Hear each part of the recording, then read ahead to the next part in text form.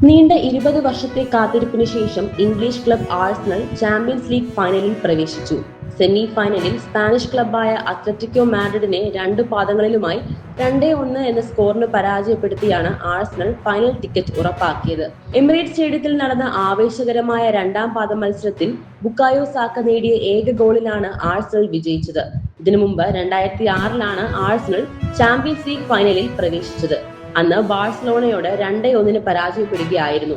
May 30-ന് ഹംഗറിയിലെ ബുഡാപെസ്റ്റിലുള്ള Puskás അരീനയിൽ വെച്ച് നടക്കുന്ന ഫൈനലിൽ ആഴ്സണൽ പാരീസ് സെന്റ് ജെർമെയിനെ നേരിടും.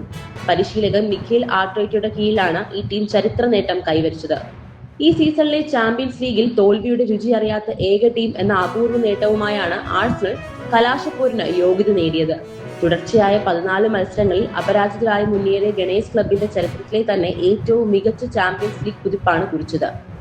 മൈക്കൽ ആർട്ടേറ്റയ്ക്ക് കീഴിൽ കെട്ടുറപ്പുള്ള പ്രതിരോധവും മൂർച്ചയുള്ള ആക്രമണവും ചേർന്നപ്പോൾ യൂറോപ്പിലെ വമ്പന്മാരെ പോലും ആഴ്സണൽ മുട്ടുകുത്തിച്ചു.